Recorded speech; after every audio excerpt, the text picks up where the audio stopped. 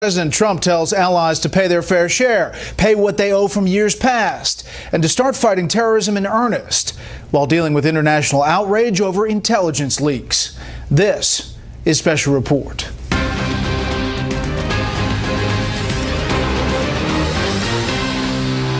Good evening. Welcome to Washington. I'm Bret Baier. The man known for the art of the deal tried to seal the deal with NATO allies today, creating some awkward moments at the opening of the new NATO headquarters. President Trump wants them to pay what they promised, to provide for their defense and to stop over-relying on the American taxpayer.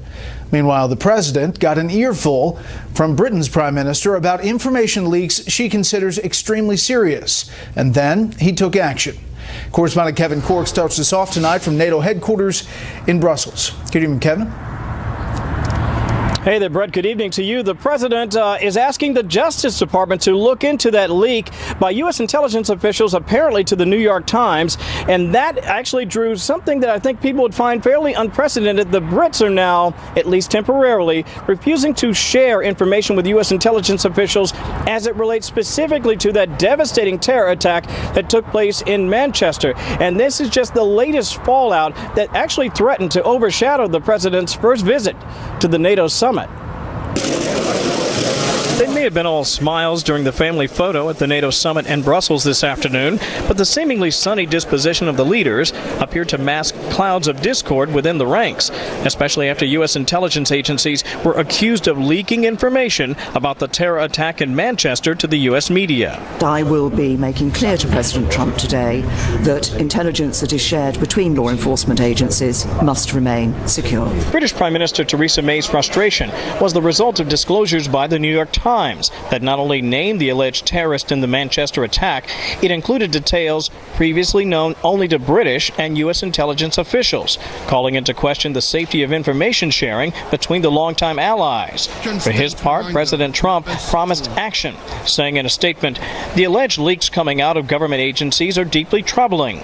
These leaks have been going on for a long time, and my administration will get to the bottom of this." The intelligence dispute comes on a day when another brewing controversy threatened to dampen the opening of NATO's new state-of-the-art headquarters here, with President Trump using his first NATO summit to insist that America's European partners pay up. Yes. These grave security concerns are the same reason that I have been very, very direct with Secretary Stoltenberg and members of the alliance in saying that NATO members must finally contribute their fair share and meet their financial obligations. NATO members are supposed to contribute 2% of GDP to fund the group's cooperative defense. But of the 28 countries in the alliance, only 5, the U.S., UK, Poland, Estonia, and Greece, currently meet that criteria. This is not fair to the people and taxpayers of the United States. And many of these nations owe massive amounts of money from past years and not paying in those past years. France is close to NATO's 2% GDP goal, and today its newly elected president, Emmanuel Macron, had a working lunch with President Trump on the sidelines here at the summit, after which the men agreed to work together to strengthen the crucial alliance. Thank you very much. So after a little more than 30 hours on the ground here in Brussels, the president made his way back to Italy, this time to Sicily, for the G7 summit. And we believe that on the agenda, among the many items, will be economic cooperation, security coordination, and indeed climate change. Bret? Kevin Cork traveling with the president in Brussels. Thank you. Meanwhile, the search for a new FBI director. Kevin, I'm going to bring you back here. I've got a question for you. The search for a new FBI director is continuing. We had reporting last night that Senator Lieberman had dropped out of the running. What's new with that? Well, you're right about that. Senator Lieberman obviously very concerned about a possible conflict of interest, so he is out. Now we have learned that there are some other big names as the president continues to expand the net, if you will. I want to share a couple with you. Former senior director Richard McFeely is one big name that we're hearing. Another, that of former Oklahoma Governor Frank Keating. A lot of people certainly familiar with his name. We'll see if either one can make it all the way home with that job. Bret? Okay, Kevin, thank you. We are getting new insight this evening about what may have motivated the Manchester suicide bomber as authorities continue to make arrests in what they call a complicated network supporting this attack. 22 people died and more than 100 were injured when the man blew himself up outside a packed concert venue.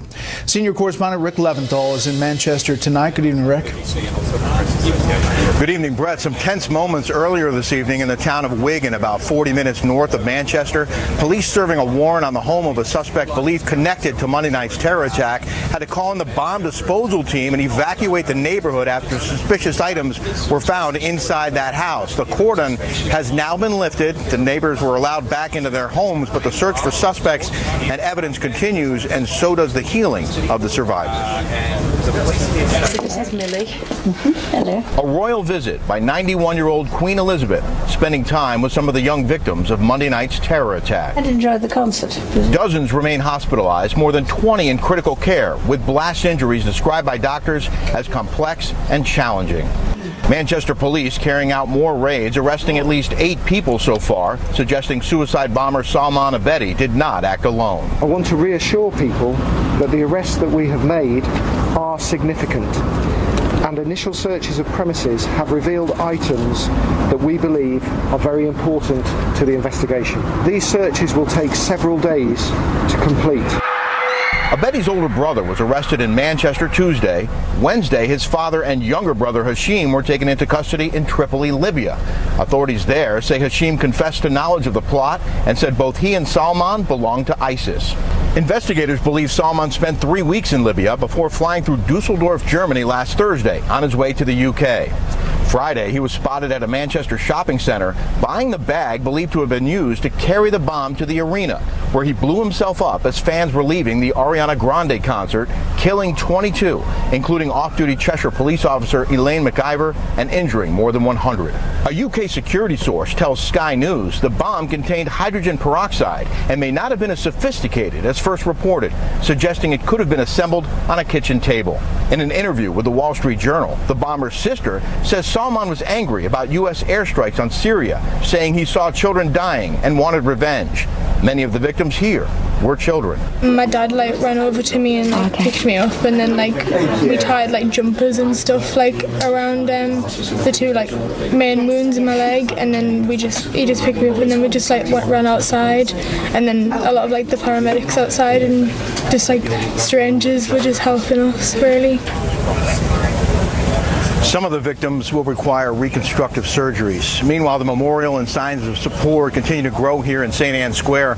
Earlier this afternoon, a group of paramedics came by to pay their respects, and the crowd applauded them. Bret? Rick Leventhal live in Manchester. Rick, thank you. Back here in the U.S., another major setback today for President Trump's immigration travel ban. And tonight, news that the Justice Department is ready to fight all the way to the highest court in the land. Correspondent Doug McKelway is here with breaking details. Good evening, Doug. Evening, Brad. In a 10-3 decision, the Fourth Circuit Court of Appeals today refused to reinstate President Trump's revised travel ban. The Trump administration now vowing to appeal to the Supreme Court in a fight over the limits of executive power. The appeals court apparently was swayed by comments that then-candidate Trump made during the campaign calling for a Muslim ban.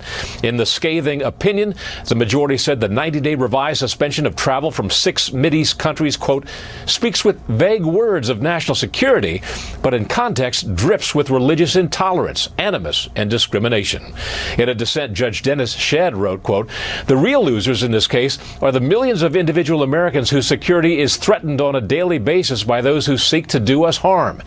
And late today, Attorney General Jeff Sessions echoed that dissent, writing, quote, the executive order is a constitutional exercise of the president's duty to protect our communities from terrorism.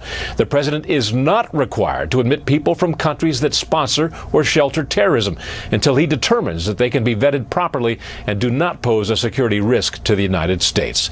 The administration had argued that its revised ban was much more limited than the original. It is important to note that nothing in this executive order affects existing lawful permanent residents or persons with current authorization to enter our homeland. Unregulated, unvetted travel is not a universal privilege, especially when national security is at stake. In addition, the revised ban also deleted all mention of religion. made case-by-case exceptions, omitted Iraq, where many citizens had been invaluable partners in the fight against terrorism, and eliminated the blanket ban on Syrian refugees. But civil libertarians argued the ban violated the Constitution's religious freedom clause. The question here is whether, just because he mentions national security, he's going to be allowed to basically rip up the religious freedom portions of our Constitution and throw them in the garbage. And the answer to that question has to be no. In its appeal to the Supreme Court, the administration is certain to cite high court precedent from a 1950 decision that the president has sole authority to set immigration law. Bret? Doug, thank you. When we say politics is a contact sport, we're usually using a metaphor. But last night, a Republican congressional candidate grabbed and threw down a reporter on the eve of today's special election. Correspondent Alicia Acuna and her crew had a ringside seat for this clash. She joins us now from Bozeman, Montana. Good evening, Alicia. Hi, Bret. Yes, and campaign volunteers for Greg Gianforte continue to set up for the watch party here in Bozeman. Bret, we're still trying to confirm whether or not the candidate plans to be here tonight as he originally said he was going to. This, as his assault case, is now in the hands of the county attorney. Sick and tired of you guys. The last time that came in here, you did the same thing. Get the hell out of here. Greg Gianforte looked like a safe bet for Montana's lone House seat until he threw to the ground a reporter the night before polls opened in the state's special election. You just body slammed me and broke my glasses. Police charged Gianforte with misdemeanor assault, which carries a possible 6-month jail sentence. The question now, will it matter? In a rural state where nearly half the population votes early, 37% of absentee ballots had already been submitted. You know, how you run your election is how you're going to run the office. Gianforte is facing Rob Quist, a Bernie Sanders supporter and a popular local musician who lacks big money but has fired up liberals in a state that often votes Democratic. Get the hell out of here. Democrats capitalized on the last-minute campaign gift with a web ad saying Gianforte has no business being in Congress. The state's 3 biggest newspapers quickly retracted their endorsement of the Republican. And as Montanans voted, Gianforte stayed away from cameras, canceling a scheduled interview with Fox. On Capitol Hill, both Republicans and Democrats were quick to condemn the violence. There's never a call for physical altercations. Donald Trump's his model, and we've really got to say, come on, behave. We need more people in D.C. to help my father. In recent weeks, big-name surrogates like Donald Trump Jr. emphasized Gianforte's embrace of his father. Quist brought in Bernie Sanders. Both candidates ran on outsider platforms. But even before the incident, political watchers here told Fox Gianforte's style could be an issue. I think the perception is that he's a little pricklier maybe than other candidates have been in the past. Polls in Montana close at 10 p.m. Eastern, and we should have results soon after. Bret. Alicia Acuna live in Montana. Alicia, thank you. We'll have results here on Fox News Channel. The Senate Intelligence Committee is giving its top 2 members blanket authority to issue subpoenas in the investigation into alleged Russian interference with last fall's election. Chairman Richard Burr and Vice Chair Mark Warner will be able to issue the subpoenas as they deem necessary. Now to a follow-up story on last night's explosive story about illegal surveillance conducted by the Obama administration on thousands of Americans. Illegal searches so egregious, the Obama administration received a harsh rebuke from the secretive FISA court. Here's Chief Washington correspondent James Rosen with reaction. What does this mean? House Minority Leader Nancy Pelosi is a member of the Gang of Eight, the group of House and Senate leaders, plus chairs and ranking members of intelligence committees briefed on intelligence issues. Yet Pelosi confessed ignorance of this week's disclosure that the National Security Agency, for at least 5 years under the Obama administration, systematically violated Americans' Fourth Amendment rights. I don't know what the particular, I have not been briefed on the particular case that they are referencing. In declassified documents first obtained by the news outlet but circa. The Foreign Intelligence Surveillance Court scolded NSA for an institutional lack of candor and added sternly, this is a very serious Fourth Amendment issue. House Oversight Committee Chair Jason Chaffetz told Fox News the documents appear to show the Obama administration routinely abused the NSA's internet surveillance tools. We must get answers and hold people accountable. Fellow Utah Republican Chris Stewart sits on the Intelligence Committee. Do you think someone should go to prison for this? Well, if they violated it and they did it knowingly and they avoided or ignored processes and procedures to protect that privacy, then absolutely they should be held accountable. The FISA court said the new Attorney General, Jeff Sessions, and Director of National Intelligence, Dan Coates, enacted reforms that will, quote, largely resolve NSA's so-called compliance problems. Civil liberties groups said the disclosures should factor into lawmakers' decision at year's end about whether to reauthorize the NSA collection program that witnessed the abuses. But I don't think that this is a problem that is going to be resolved with just an investigation by the Department of Justice. What we have are authorities that were broadly drafted that allow surveillance that is concerning. The agencies are pushing for reauthorization of this authority, but they can't even identify the scope of the impact on U.S. persons that these programs have. The sheer scale of the Fourth Amendment violations disclosed is staggering, as was the sternness of the rebuke to the Obama administration delivered by the FISA court, which ordinarily approves 99.9% of the government's requests for surveillance. As of a few minutes ago, however, Bret, this story had not been covered on the Washington Post, the New York Times, nor any of the 3 nightly news broadcasts on the 3 broadcast networks. Pretty amazing. We will cover it with the panel. James, thank you.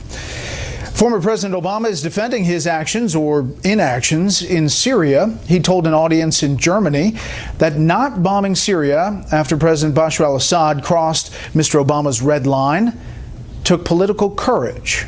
I look at a place like Syria, where despite our best efforts, and this is something Angela and I worked on a lot, you still have a vicious war taking place. You still have millions of people displaced, hundreds of thousands killed. As president, I did not always had the tools that I wanted to effect those kinds of changes, but at least we tried. A few days ago, when Mr. Obama made a similar statement about not bombing Syria, Republican Senator Lindsey Graham replied, what President Obama calls political courage, most everyone else calls weakness and poor judgment. The Pentagon says more than 100 civilians were killed after the U.S. dropped a bomb on a building in Mosul, Iraq in March. An investigation found the device triggered secondary explosions from bombs clandestinely planted by Islamic State fighters in that building. It was likely the largest single incident of civilian deaths since the U.S. air campaign against ISIS began in 2014. China is protesting a U.S. Navy patrol that sent a warship near a group of artificial islands in the South China Sea. National security correspondent Jennifer Griffin tells us tonight from the Pentagon, those islands are already the focus of intense disagreement. For the first time since President Trump took office, an American guided missile destroyer sailed within 12 nautical miles of one of China's man-made islands in the South China Sea. Early Thursday, the USS Dewey passed near the aptly named Mischief Reef in the Spratly Chain, one of 3 islands built by China in the past 3 years containing a runway and military fortifications. Beijing strongly protested the U.S. action, deploying 2 Chinese warships as a warning, urging the U.S. destroyer to change course. We urge the U.S. to correct its mistake immediately and stop provocative actions that hurt China's sovereignty and security interests. The Pentagon would not confirm the USS Dewey's exact course, saying freedom of navigation operations, quote, are not about any one country, nor are they about making political statements. The Chinese have built a total of 7 man-made islands in the South China Sea since 2014. $5 trillion of trade pass through these waters each year. Vietnam, Malaysia, the Philippines, Brunei, and Taiwan have all challenged Chinese claims in the region. The U.S. Navy sent warships near the islands 3 times in 2016. Last year, an international tribunal rejected many of China's claims to the islands. The U.S. Navy has not sailed near these contested islands since October. A recent New York Times story questioned whether the Trump administration had given up on these operations while trying to work with China on the North Korea problem. Secretary of State Rex Tillerson says China has been helpful, threatening North Korea with sanctions if it didn't change its behavior. They confirmed to us that they had requested the regime conduct no further nuclear test. In Washington, the chief of naval operations was questioned about today's operation. I'm still curious about the timing. Why now? I would suppose that there's an implicit dimension to your question, that these are somehow confrontational or something like that, and I would say that they're exactly the opposite. A U.S. official tells me the U.S. warship performed 3 man-overboard drills within 6 nautical miles of shore, showing the Chinese they were not just passing through. Bret. Jennifer Griffin live at the Pentagon. Jennifer, thank you. Up next on this first foreign trip, first chance to share a little of the spotlight. Tonight, reporter Kitty Logan on the First Lady going public. While the president met with EU leaders in Belgium today, the First Lady had some business of her own. Melania Trump took time out to visit children in a Brussels hospital. She seemed at ease joining kids in making paper flowers, even producing one herself. She came bearing gifts for the kids and was presented with a handmade bouquet in return. Before she left, she posed for a selfie with a new fan. It was Melania's 3rd solo visit to a children's hospital on this foreign tour. In Italy, she also spent time at a clinic at the Vatican, this time doing drawings with sick kids from 15 different countries. Hospitals and children's issues are a very safe place for Melania Trump to be. She can do good, and she can get little criticism for trying to help out those causes. Melania was at her husband's side for his meeting with Pope Francis. The black lace veil she wore sparked a debate on social media. The First Lady had worn no head covering in Saudi Arabia. Her spokeswoman said that Melania, herself a Catholic, was simply following Vatican protocol to meet the Pope. The Saudi government had not made a request for her to cover her hair. Though it was this moment which drew the most public comment. As Melania arrived in Israel, she was caught on camera, apparently slapping away the president's hand. She also appeared to again refuse to take his hand when arriving in Rome. We've seen them hold hands more than we've seen them not hold hands or brush away. I think we're making a little bit too much of a simple gesture. On a visit to the Sistine Chapel, Melania was hand in hand with her husband as the pair admired the famous chapel painted by Michelangelo. And she'll be returning to Italy to end the tour as the president meets G7 leaders in Sicily. Until this trip, Melania Trump has kept a fairly low profile during the early days of her husband's presidency. She seems now ready to embrace the role of First Lady in her own style. Bret? Kitty, thank you. The Dow was up here in the U.S. 70.5 today. The S&P 500 climbed nearly 11. The Nasdaq rose 42. Democrats up on Capitol Hill are heaping criticism on the House health care reform bill after yesterday's financial scoring by the nonpartisan Congressional Budget Office. But many Republicans are sticking with the plan. Chief Congressional Correspondent Mike Emanuel has the latest tonight from Capitol Hill. What CBO just told us is the reforms that we put in this bill will help lower premiums. And so I'm very encouraged by that. The Congressional Budget Office analysis says 23 million more people would lose insurance in the next decade with the House Republican health care plan, and the fallout is still being felt. But the CBO says the legislation would cut $119 billion from the deficit by the end of 2026.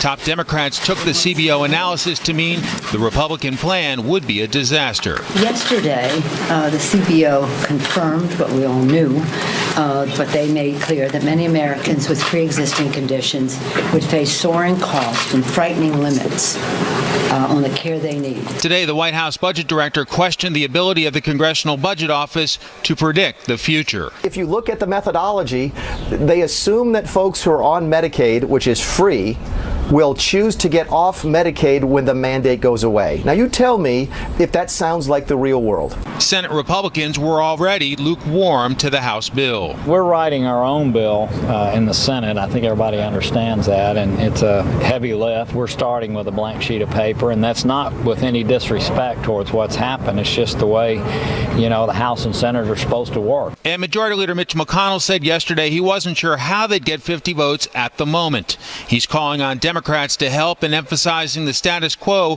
Obamacare is not sustainable. Democrats have already effectively conceded effectively conceded that Obamacare has failed. Now the question is, will they work with us to actually fix this mess? With premiums going up and insurers pulling out of markets, some Democrats admit something must be done. We just want to sit down and fix the private market. We want to make sure a pre-existing condition is taken care of and the people don't have to worry, are they going to get it. We don't want seniors 60 to 64 years of age paying 5 times what a younger person just because of their age. Senate Republican staffers are expected to sit down over Memorial Day recess to craft language for a bill. I'm told they don't have a final agreement yet, but will put some ideas together for senators to work on when they get back. Bret? Mike Emanuel live on the Hill. Mike, thank you. The National Oceanic and Atmospheric Administration, NOAA, forecasts 5 to 9 hurricanes this summer. It says 2 to 4 of them could be major. The 6-month Atlantic hurricane season starts June 1st. Last weekend, federal officials seized almost 14,000 pounds of marijuana hidden in a tractor trailer with a load of bell peppers in southern Arizona. Officials put the worth of that haul at about $7 million. Which brings us to tonight's story from national correspondent William LaJeunesse, who tells us that while illegal immigration may be down, smuggling at the border is way up. On a typical day a few months ago, you would see 3, 4, 5 rafts full of people coming across. Now, as you can see, there's not very much going on. But a few miles away, smugglers are busy, not moving people, but drugs. In Texas, smugglers float fully loaded trucks filled with marijuana across the Rio Grande. This one got turned back by the Border Patrol, forcing the driver to ditch it in the river. Fellow smugglers tried to swim the pot back to Mexico. And when we were there, it happened again. So moments ago, this pickup was on the U.S. side filled with marijuana. Border Patrol gave chase. They turned around, dumped it in the Rio Grande. We got about half the marijuana. The other half went back to Mexico on a raft. Most pot is backpacked over the border. By contrast, 81% of hard drugs cross at the ports of entry in cars. We've seen narcotics come in shaped like carrots, mangoes, lime, watermelon, so they'll take advantage of whatever's there.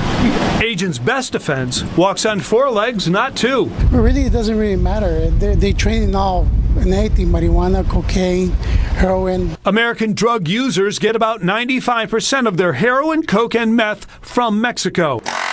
Hidden in tires, bumpers, and buckets. Here in the Rio Grande Valley, seizures more than doubled from last year. They need to make their profit somewhere, so now they're trying with narcotics. Stopping drugs is harder than stopping people. Smugglers do tunnel under the border, but existing fences force smugglers to move their high-value hard drugs through ports of entry and checkpoints. In 1 week, agents here seized $12 million in liquid meth, an effort undermined by users. Again, there's a problem on the United States side that there is a demand for these drugs, and we have to recognize that. While the president's budget proposal does add more manpower, roads, and fencing, the cartels have replaced their radios with encrypted phones, their trucks with drug delivery drones, and sources say today the United States seizes less than 50% of all illegal narcotics crossing the border. Bret?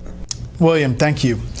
President Trump gets tough. 23 of the 28 member nations are still not paying what they should be paying and what they are supposed to be paying for their defense. This is not fair to the people and taxpayers of the United States. And many of these nations owe massive amounts of money from past years and not paying in those past years. Over the last 8 years, the United States spent more on defense than all other NATO countries combined. And I never asked once what the new NATO headquarters cost. I refuse to do that. But it is beautiful. Well, it cost roughly $1.3 billion, they say, maybe up to 1.6. As you take a look at the map of NATO countries, the red countries are 0 to 1% of their GDP paid, yellow countries 1 to 2%, and the green countries 2% or above. 2% or above is what they pledged to pay, and this has been an ongoing battle with NATO. In fact, here's former Defense Secretary Bob Gates. The blunt reality is that there will be dwindling appetite and patience in the United States Congress and in the American body politic writ large. to expend increasingly precious funds on behalf of nations that are apparently unwilling to devote the necessary resources or make the necessary changes to be serious and capable partners in their own defense. Ultimately, nations must be responsible for their fair share of the common defense. Sounds familiar. Let's bring in our panel. Jonah Goldberg, senior editor at National Review. Mara Liasson, national political correspondent of National Public Radio. Fox News senior judicial analyst, Judge Andrew Napolitano. And Mercedes Schlapp, columnist with the Washington Times. Mara, what about today's message? We look at the faces of those European leaders. They seemed to be snickering or appalled, or one of the two. Well, they didn't like it. I think that's fair to say. He scolded them. It was a public scolding. And what's interesting about it is obviously he's not the first person who's done this. You just heard Gates say the same thing. Obama complained about free riders. He's totally within his rights. On the other hand, he was a little bit misleading when he said they owe the American taxpayers.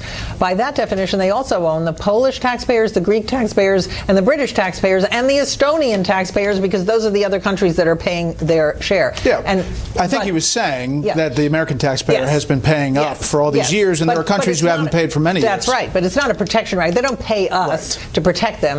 They spend a certain amount on defense so that they can all contribute to the common defense. On that one, he's within his rights. I think that what the Europeans would have liked to hear, in addition to that, because they knew about that, was a more ringing defense of Article 5, which is an attack on one is an attack on all. He didn't mention it, but he didn't give them what they were hoping for. Didn't talk a lot about Russia. This is the one part getting tough. Take a listen.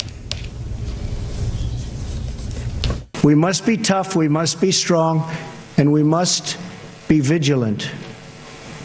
The NATO of the future must include a great focus on terrorism and immigration, as well as threats from Russia and on NATO's eastern and southern borders.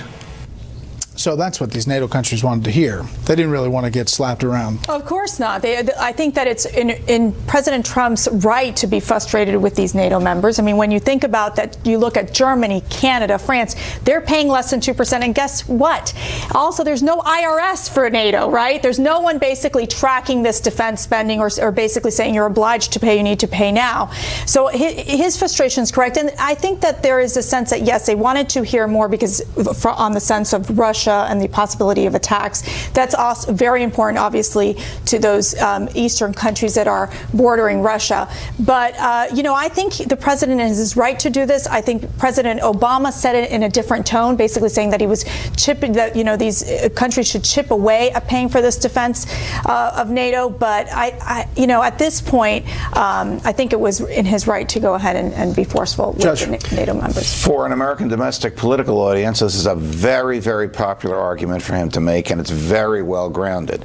But I don't think it's going to work until he starts pulling troops out, because that's the last thing that these NATO people want. He's not going to pry the money loose from them that he wants to by his rhetoric. He can only do so by his words. He has, the needle has moved, though, Jonah. Some of these countries have stepped up there, and that is something that previous presidents haven't been able to do, despite talking about it a lot. Yeah, I think Donald Trump was this is one of these areas where his bluntness is actually long overdue and welcome, because we've been trying to deliver this message very, politely through, over clever cheese in fancy hotel meeting rooms, and it's never really worked.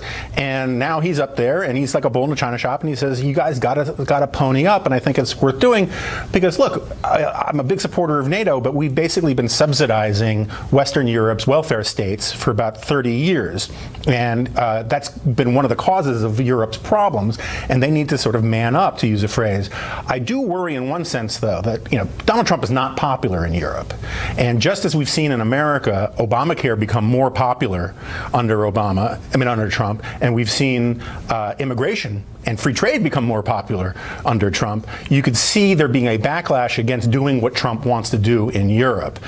Fortunately, European countries aren't all that democratic, and their elites understand that they need us, and maybe this will actually work. In the meantime, it did get an earful from the British Prime Minister, Theresa May. We have a special relationship with the USA. It is our deepest defense and security partnership that we have. Of course, that partnership is built on trust, and part of that trust is knowing that intelligence can be shared confidently. And I will be making clear to President Trump today that intelligence that is shared between law enforcement agencies must remain secure. Soon after that statement, the administration put out something from President Trump. The alleged leaks coming out of the government agencies are deeply troubling. These, by the way, are leaks that went to the New York Times and other agencies. These leaks have been going on for a long time, and my administration will get to the bottom of this. The leaks of sensitive information pose a grave threat to our national security. I'm asking the Department of Justice and other relevant agencies to launch a complete review of this matter, and if appropriate, the culprit should be prosecuted to the fullest extent of the law. In one sense, Mara, this is lining up with what he's concerned about at home, which are leaks. That's right. And these leaks were a little bit different from the other leaks. They don't seem to be leaks that were meant to undermine Donald Trump or embarrass him or show what kinds of outrageous things he might have said in a private meeting to a world leader. These were leaks with an ongoing current law enforcement investigation in Manchester to try to find the bomber's accomplices. And the name of the bomber was released before British intelligence wanted it to be, and the police in Manchester decided to stop sharing intelligence with the United States. That's quite a breach for, as Theresa May said, the closest intelligence relationship in the world, really. I don't think this is intelligence. I think it's evidence. And I think the New York Times and the NYPD and whoever's, and we know they're there, and the FBI and whoever's there on the ground is absolutely entitled to discuss it. It's not classified. It's not even protected by any statute of which I'm aware. The British culture and the British system is not to give progress reports during law enforcement. The American culture is to do that. Yeah, but why shouldn't we do what the Brits want us to do in this case? As we were talking, we publish whatever we find out about the truth. As we were talking, the British put out a statement saying they are resuming intelligence sharing, saying while we do not usually comment on information sharing arrangements, having received fresh assurances, we are now working closely with our key partners around the world, including all those in the Five Eyes Intelligence Alliance, which includes the U.S. Mercedes. Right. Well, I think, first of all, these leakers are becoming a disturbing trend that we're seeing in the Trump administration, where you have these leakers who, Maura, you said that it wasn't based specifically on pushing back on President Trump or weakening President Trump. Like the other leaks, yeah. Right, but I think it actually does. I think even by putting out this information, giving it to the New York Times, in essence, it really attacks and weakens President Trump and his relationship with our key allies. So I do think that that's a fundamental problem that we have. Obviously, it is key to continue sharing intelligence information with our allies. It is one of the ways that we can stop terrorism. It is one of the ways that we can ensure that we have national security, our secrets kept in line, as opposed to what we're seeing when you do see these leaks come out from the intelligence agencies. I want to talk about this other topic, which is the NSA and the FISA court. And these documents, we've been doing the story over the past 2 days, really hasn't been picked up anyplace else. It was first covered by Circa News, in which the FISA court is harshly rebuking the Obama administration for essentially illegal searches on thousands of Americans. And there's not a lot of outrage about this. It's astounding that there's not a lot of outrage. It's astounding that you have covered it more than the networks combined. And I don't understand that. But I do understand that the FISA court has had an end run around it by NSA, that NSA has been doing massive amount of spying, surveilling, capturing every keystroke on every iPhone and every desktop and every phone call and all fiber optic cable in the United States that they can without telling the FISA court about it. And the vast majority of it involving tens of millions of Americans, maybe even hundreds of millions of Americans, is a profound violation of the Fourth Amendment. Now, for the FISA court to rebuke NSA is almost a joke. There's no sting to the rebuke. There's no consequence to the government. And as horrific as this has been under Barack Obama, it started in 2005 under George W. Bush, and I'm sorry to tell you, it continues even up to the present moment under President Donald Trump. John. Yeah, I mean, I have some disagreements with Judge Napolitano, but one of the things I like about Judge Napolitano is he's actually consistent. He is a civil libertarian, and he doesn't like this stuff under Republicans and under Democrats. I keep saying these days, if hypocrisy were helium, everyone would have funny voices, and some people would just float away. If this had happened under George W. Bush, the New York Times would be out there, the editors would be pouring jerry cans of gasoline over themselves, setting themselves on fire in protest. The ACLU would be rioting. At the same time, some of my friends on the right who aren't as civil libertarian would be saying, look, this is an unfortunate overreach, but this is an important program. It's necessary to keep us safe. And instead, there's a lot more outrage on the right than there normally would be. I think the program is defensible. I think basically giving the middle finger to the FISA court is outrageous, and the way they basically slow walked this for years is outrageous. And if you want to reauthorize the 702 program, you better hold some people accountable, because otherwise you play right into Judge Napolitano's hands and Rand Paul's hands and say this is a program run amok. But Mara, this tracks with the same, the investigation about unmasking and the politics surrounding this FBI investigation. It's different in its scope, but it tracks at the same time. We have a big endemic systemic problem with privacy and leaks and information that shouldn't be shared.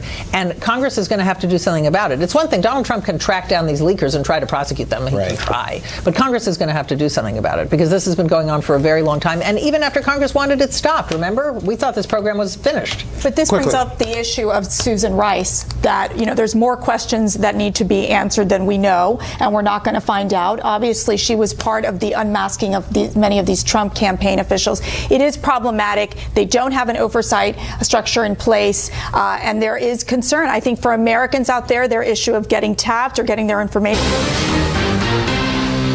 To the CBO score, because you were waiting to make your decision about healthcare until you saw the bill and it just came out. And what you thought. We'll talk to you about that later. Yeah, but there's not going to be time. I'm just curious if you have the speak right with now. Shane, please. But you don't. I'm sick and tired of you guys. The last time you came here, you did the same thing. Get the hell out of here. Get the hell out of here. The last guy did the same thing. You were the guardian. Yes, and you just broke my glasses. The last guy did the same damn thing. You just body slammed me and broke my glasses. Get the hell out of here. I was looking right at the two men. At that point, that's when Gianforte put both hands on either side of his neck, grabbed him, grabbed Jacobs, threw him to the ground against this wall on the ground, got on top of him, not really straddling, but just kind of over him, punched him about 2 or 3 times.